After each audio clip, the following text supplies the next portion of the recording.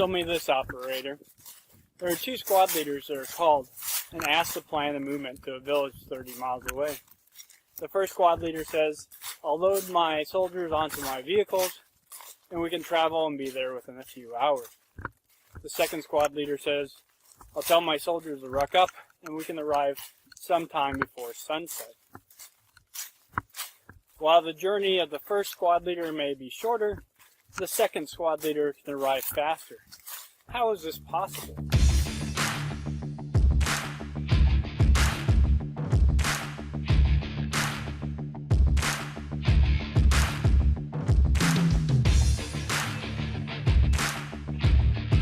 Welcome back to the Evolving Warfighter. My name is Dr. Franklin Annis, and today I want to talk about a riddle presented in Walden, a book by Henry David Thoreau.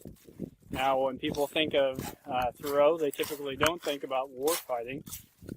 He actually was very much opposed to the U.S. military and the use of military force for expansionist policies. He's very negative about the war that occurred with Mexico during his lifetime. So we often wouldn't ever consider him to have advice for warfighting. However, a riddle that he presents in Walden may present the key to transitioning our thought processes for fighting small wars to fighting large-scale combat operations. And what this riddle does is it reframes our concept of how much resources we have to pay to be able to reach our end.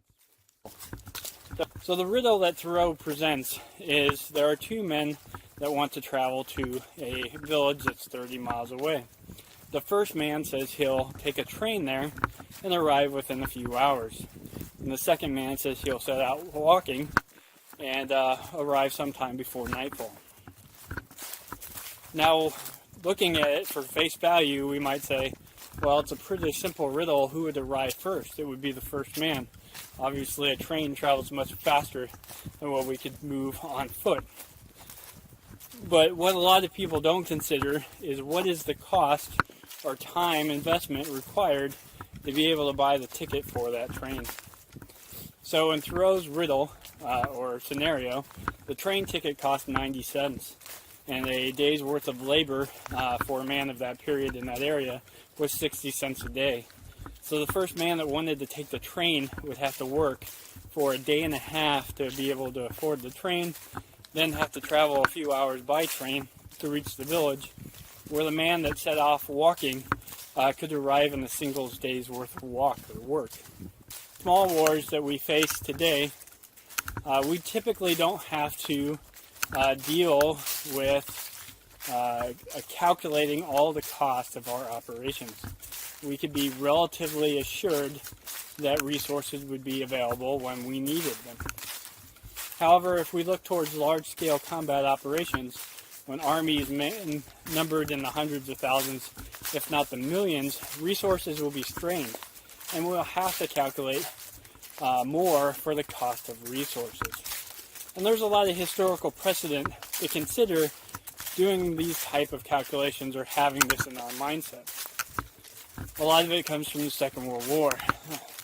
So if we look at footage from the Second World War, a lot of people, when they think about the Nazi film reels, they get these images of these tanks and these half-tracks rolling around, and they have this construct that the German military was very well supported through logistics because of their vehicles. But what most people don't realize is that was mostly propaganda footage. It was filmed of the best units, and it doesn't show you the picture that most of the German logistics was supplied through animal-powered carts during the Second World War. There are other examples of where simplified logistical channels may be very distinct advantages. For example, if we look towards the Vietnam conflict, the Ho Chi Minh Trail, or the use of man-powered or man-pushed bicycles that were loaded down with supplies, proved to be incredibly simple and incredibly resilient in terms of being able to withstand bombing because how spread out the logistical channels were. These more simplified logistical channels may provide to be an incredible advantage, not only in terms of being simpler, in terms of being less resource intensive, but they may hold other advantages of being more resilient because of the lack of resources you need to put into them. So I encourage everyone out there to take a time to look through some of Henry David Thoreau's work. He does present several different theories that will challenge your worldview. For example, he considers the cost of an item the amount of your life that you're willing to trade for. So on a personal level, you can think about that the next time you go to the store to buy something. Think about how many hours of labor you need to do in order to purchase that item that you picked up. Does that change the way you view that item? And with that, we should carry that mindset back with us into our planning and our logistics and think to ourselves, when I tell my soldiers to drive their vehicles, am I accounting for the time and resources it takes to supply the fuel? Am I accounting for the time and resources it takes to preventive maintenance of those vehicles, to get the parts for repair for those vehicles? And if I have at least that thought that I have to account for that in the back of my mind, I'm going to be able to make better plans and be in a better situation in terms of making more resilient logistical networks and prioritizing resources to where we truly would most need them and in times of extreme need.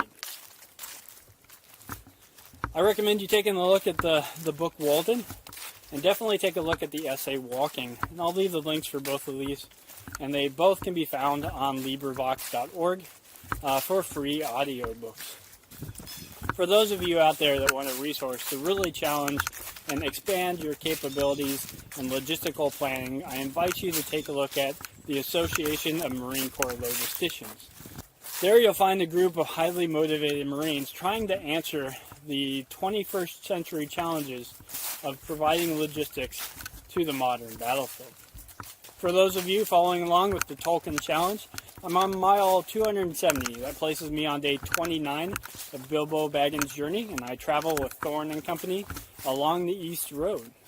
For those of you wanting to know more about the Tolkien Challenge, I'll leave a link above and at the end of this video, and I encourage you to consider taking on the challenge.